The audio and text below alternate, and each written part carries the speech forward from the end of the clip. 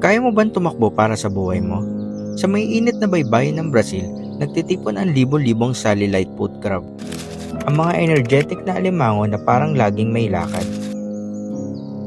Araw-araw sabik silang maghintay ng low tide para makakain ng lumot sa mga batong malayo sa pangpang. Pero teka, may twist. Ito ay literal na karera laban sa oras. Kapag bumalik ang tubig, tapos na ang kainan at baka sila pa ang maging ulam. Naroon kasi ang moray eel, underwater version ng tagu-taguan.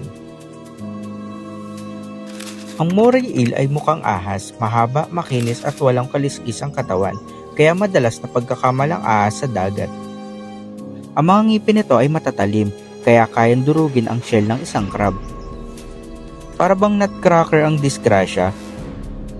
Umaahon ng mga crab sa lupa, at kung akala mo safe ka na sa lupa, mali ka, dahil itong eel umaahon sa tubig, wala ka pa din takas.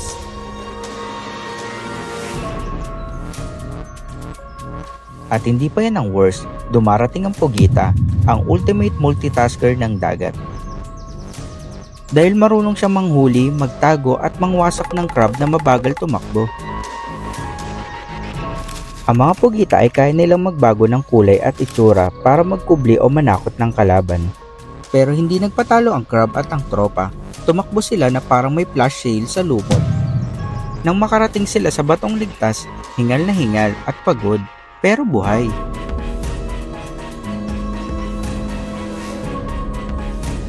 Dalawang oras lang ang pahinga at ang buffet ng lumot.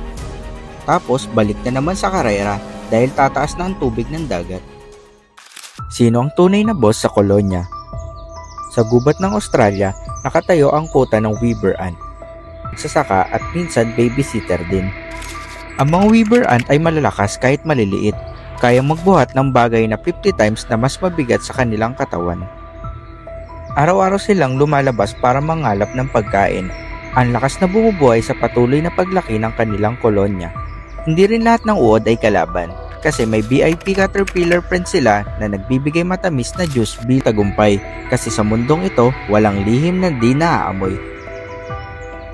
Naglabas ng pheromones ang bantay para bang group chat alert. Guys, may intruder! Dumagsa ang libo-libong langgam, ultimo yung mga nagsi-CR na langgam, naglabasan. Nagka-stampede ng acid attack.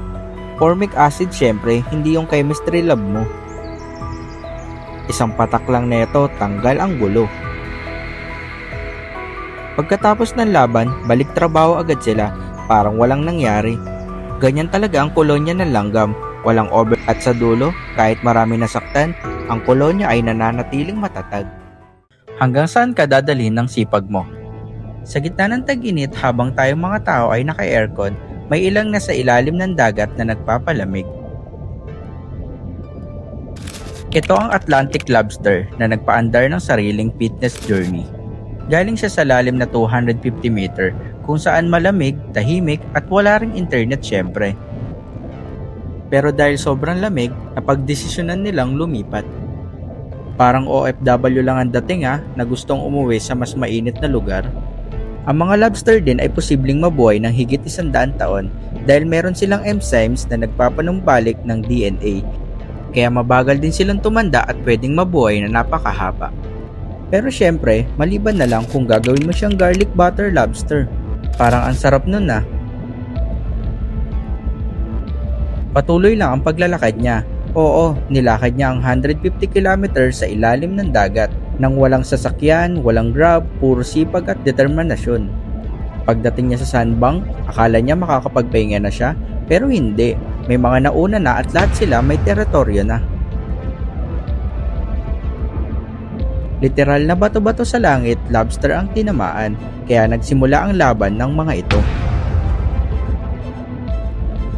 Dito, ang laki ang basihan ng respeto at dahil 7 kilo siya yung tipong hindi mo basta sisingitan sa pila. Habang nagkakagulo sa teritoryo, abala naman ang mga babaeng lobster. Nagbubuhat kasi sila ng 20,000 eggs sa tiyan. Isipin mo yun, parang naglalakad sa beach na may bit-bit ng grocery ng isang buong barangay. At pagkalipas ng 7 buwan, napisa na ang mga baby lobster. At sa loob ng ilang minuto lang, marunong na agad lumangoy. Oo, marunong na agad sila. Tayo nga minsan 3 buwan pa bago matutong lumangoy o mag-freestyle. Ganyan ang buhay sa ilalim ng dagat. Mabagal, mainit at puno ng drama. Pero sa huli, lahat gumagalaw, papunta sa bagong simula. Super Dad Prague Edition. Hanggang saan naabot ang sakripisyo? Hanggang saan kaya kayang isugal ng isang tatay? Ligtas na ang kagubatan, buti na lang dahil sa palakang ito. Siya ay Single Dad of the Year. Oo, siya rin ang bodyguard ng daang-daang itlog na ito. Walang day off, walang sweldo, puro responsibilidad. Ang mga palaka din ay kaya nilang uminom ng tubig gamit ang balat. Walang gumagamit ng bibig sa pag-inom sa karamihan sa palaka. Sa halip, meron silang drink pouch sa tiyan at legs kung saan sumisip-sip sila ng tubig. Sa loob ng ilang linggo, sunod-sunod dumalaw ang mga babaeng palaka at iniwan sa kanya ang kanilang itlog. Yung para bang daycare na walang bayad pero buhay ang kapalit. Pero teka, may kalaban. Dumarating ang Putakti, ang certified kidnapper ng Prague Eggs. Tahimik lang siyang lumalapit, handang gumawa ng omelette na bawal. Ang mga Putakti ay kumakain ng karne, insekto at minsan pati ibang Putakti din. Hindi makagalaw si Tatay Palaka kasi kapag gumalaw siya ng mali, basag ang mga itlog. Pero may twist ito, ang mga tadpole na medyo malalaki na ay marunong mag-emergency exit. Binabasag nila ang itlog at tumatalon pababa sa tubig para makatakas. Parang parachute lang tipong bahala na si Batman. Pero paano yung mga batang itlog sa taas? Wala pa silang cellphone para tawagan, instinct lang. At yun na nga, alam na ng Putakti na andun sila. Pero syempre, doon pumasok ang ultimate move ni Tatay Palaka. Oo, yung likod niya kasi kamukha ng pinakabatang eggs. Nalito ang Putakti, nagtaka siya bakit may itlog na humihinga. Mataas nga lang ang risk nito, isang kagat lang ng Putakti, goodbye tatay talaga. Pero worth it, karamihan ng anak niya, ligtas. At ngayon, 2 linggo pa siyang magbabantay. Walang medalya, walang bonus. Pero sa agubatan, ang makalagpas ka ng isang araw ng buhay, panalo na. Safe ba talaga sa pamilya o mas delikado? Sa gitna ng natutuyong tubig ng Okavango, abala ang mga hipo sa Ultimate Survival Challenge. Tubig or nothing, unti-unting nawawala ang kanilang swimming pool. Kaya kahit sila mismo napapaisip, bakit nga ba hindi tayo lumipat sa beach resort? Ang mga hipo ay hindi kamag-anak ng mga baboy, gaya ng iniisip ng lahat. Mas malapit silang kamag-anak ng mga balyena. Hindi ang panganay niyang anak.